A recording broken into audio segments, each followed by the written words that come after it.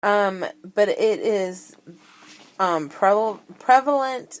No, this is a Peruvian. I'm sorry, giant yellow leg centipede is the world's largest centipede. It links in 10 to 12 inches, and one reported specimen in Venezuela measures up to 18 inches. This is a 46-legged monster. It feeds on frogs, tarantulas, birds, lizards, rodents, and even bats. You want to know how it catches the fucking bats, man? It hangs down from the top of caves and grabs those fuckers as they go by. Yeah. God, that is so nasty. But they're saying the 46 monster. Oh yeah, it delivers venom because it has venom. Yeah. But some of them claim that there's an even bigger one that lurks in the Amazon, and they're saying that this one might be the Euphorbia. I think I'm saying that right, which lived 300 million years ago. It's the largest centipede at record, grown up to 39 inches in length. It lived alongside the largest land, something centipede, close relative of it.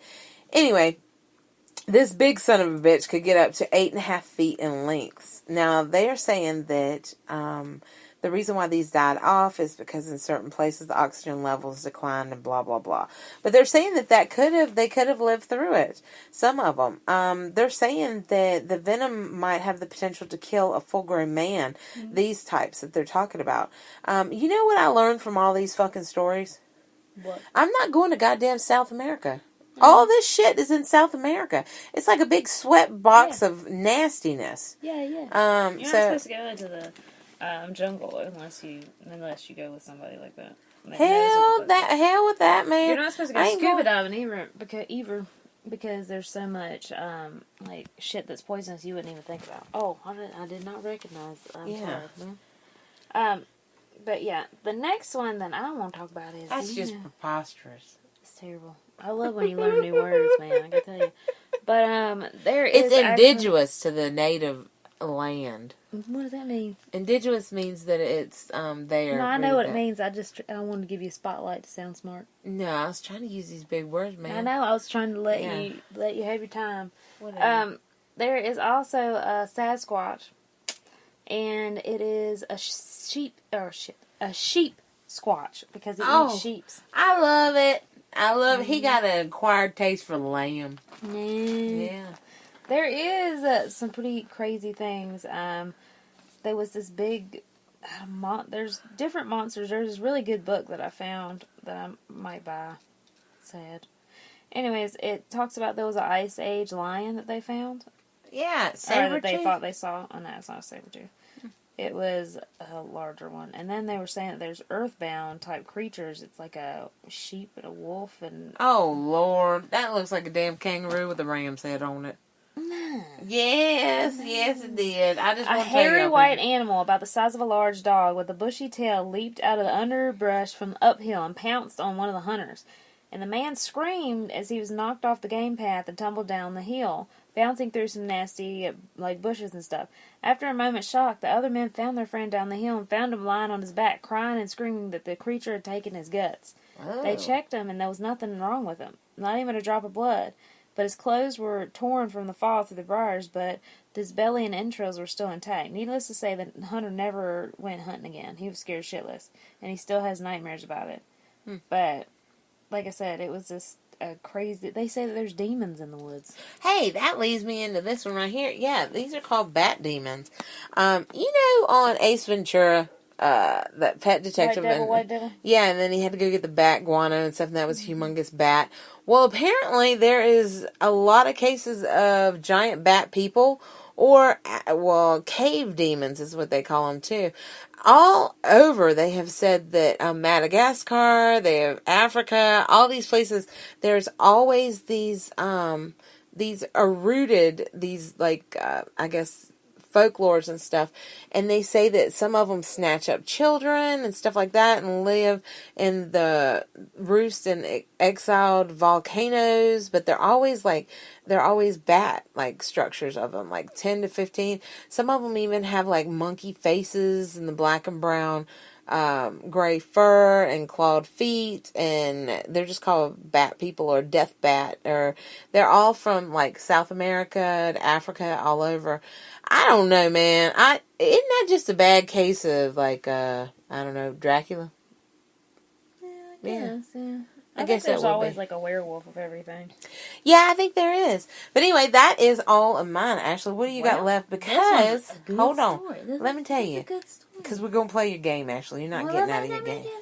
Yeah, this is a good story. Did you read this one beforehand? Yeah, a little bit. Not the whole thing. Lord. I mean, I'm saving the last for us all. Oh, Lord. Okay, this is immigrant Frank Kuzol. Had married and settled down a year in 1929 in Fairmount, West Virginia. He worked with a consolidated coal company, which sat on Morgan's Ridge, famed for Morgan Ridge monster stories. Yeah. One evening, he decided to take a shortcut home through the thick woods. Suddenly, a creature stood before him. He writes it stood 2 feet at the shoulder, about the size of a large dog, and had an extremely large, powerful, jawed head. Oh, nice. It was covered with stark white hair and also had a bushy tail. The creature snarled silently at him, then jumped at him, snapped and biting. Frank swung at it with his lunchbox, but failed to hit anything solid. He punched and kicked at it, but only hit air. The strange white creature continued to leap at him, attacking ferociously, but silently as he ran down the path. He could feel its weight slam against him over and over, smell the foulness of his breath, and he could not lay hands on it or strike it in any way. Finally, Frank stumbled near the graveyard, where the thing simply vanished into thin air. When he got up and brushed himself off, he found that he was unharmed in an apparently vicious attack. There wasn't as much as a scratch on him. Shaken and badly frightened, he made his way on home. He never took the shortcut again, despite having to walk twice as far the other way. Earthbound creatures are solid. Be they Bigfoot, Magdar, whatever. But the thing of that is you also got to think of elementals if you're in the spiritual world. That could have been an elemental. That could have been a hallucination from the coal.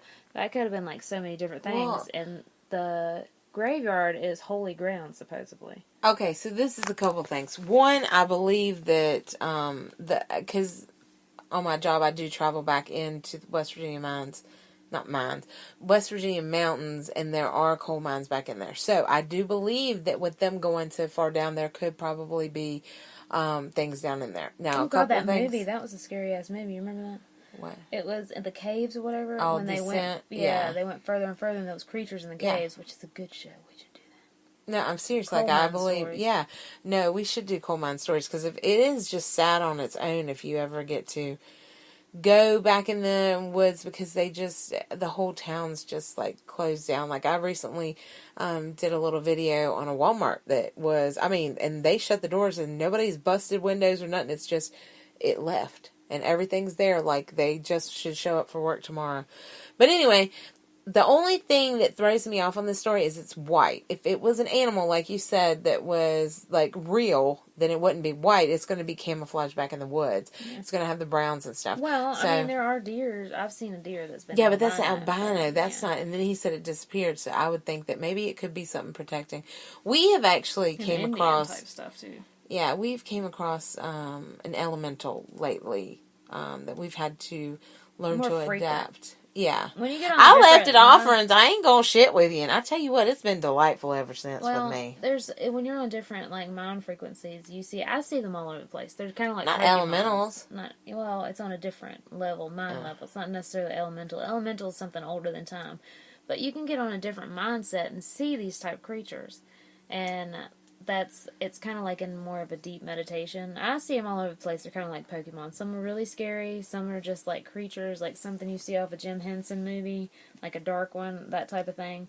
But I do got this one. I want to.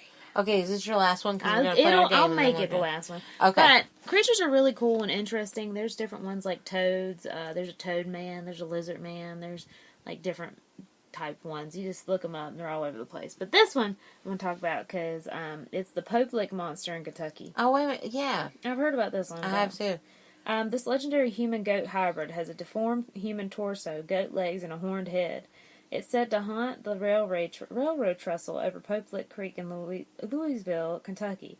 Numerous urban legends exist about the creature's origin. Some stories say the monster is a circus freak who vowed revenge over its mistreatment, while others claim to be a reincarnated farmer who sacrificed ghosts in exchange for satanic powers. Stories of how it claims its victims are equally diverse. many believers think it uses voice mimicry to lure trespassers to their yeah. death before oncoming trains. Some say it slays its victims with an axe, while others say it's simply the sight of the Popelik monster is so terrifying that people jump to their deaths. These legends have turned the Popelik train trestle into a designation for thrill seekers. And That's pretty cool. hold on, I'm trying to find where I lost my place. I had to go. And there have been a number of deaths at the location, despite the 8-foot fence meant to keep visitors out. So I really thought that was really cool. I think I've read about that. I've heard about it too. When you said that, I don't really know a lot about it, but I remember something about it. All right, Ashley. So we are going to play this game. What this game is called? Ashley, is that a monster or not? Okay. All right. You ready? Yes. Okay, Ashley. Do you believe that there is... Now, I'm going to give you 3 questions. And you tell me yes or no to these things, okay? Do you believe somewhere out there in the world there is a tough deer? Which means one that has them goddamn things like a hairy mammoth. Yes. That's true. That is. I mean, there is one. I did not know that. I'm a huge biology buff, so okay. I do weird shit. Like research that. Do you believe that there is actually a hold on. Oh man. Sorry, thought I did. Do you believe that there is a Bigfoot crab? A Bigfoot crab? Yeah. I think they call a crab no, it has one arm that's bigger than the other, and I think they call it some sort of disorder like that. Bigfoot ain't a goddamn disorder. It's not their foot, it's their arm that gets big. I don't think there's a Bigfoot crab. No. There's not. But there's a Yeti crab. Look how cute he is. Yeah, he's white and he's hairy all over. Alright, and the last one is there a dolphin that looks like a shark? Dolphins do look like sharks sometimes. They mimic sharks' actions to scare them off. So what do you think? I don't know. Are you showing me? Apparently, oh, you just showed it to me. No. You were talking to me and showed it It's to not. me. Actually, it's one that looks like a little whale. Look at him. He don't got a pointed nose. He's so cute. There's some very cute animals out there. And the Dumbo octopus. If nobody knows what that is, you need to look it up because he's cute as shit, y'all.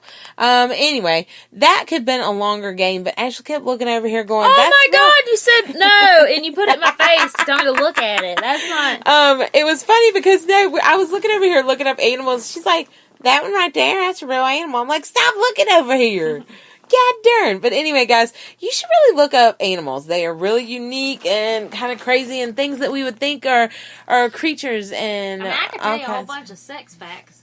Nope. That's not what we're talking about. Sex facts. No. We're not going down that road. I tell you what, that's like a few minutes ago when you said ducks are fascinating. Oh, no. A fucking duck is great. Stop. Okay, guys, so let's talk about what we're getting into. This weekend we are going to the Nickerson Snee because our beautiful Nikita from the Southern Gypsies is getting married. That is Rhonda's daughter, and we could not be more happy to be there and celebrate that with her. Secondly, on Saturday we are having the last seance of the season, guys, at the Nickerson Sneed. If you're in the area, please come in. It's only $25. You get to do a seance with us. Sometimes we add in some other cool things. The coolest thing that we recently just got was a spiritual, what was it actually, a spiritual horn? Yeah.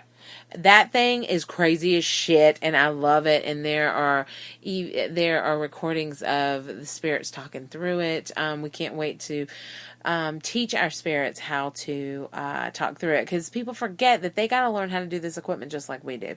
So that's one of the things, guys. We're getting ready to do a lot of traveling. We're getting ready to go to Mid-South. The Connor Sisters is.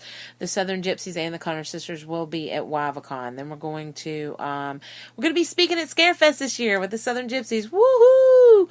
We're going to be going to some other cons like Plymouth Con, and we're going to be going to gosh, I can't remember. There's the big list of things and places we're going. So please try to catch us, guys. And we want to thank you so much for listening in. Ashley, is there anything you'd like to say as parting words? Bye. Bye, guys. Y'all have a great evening. And we're going to let you play out with our intro.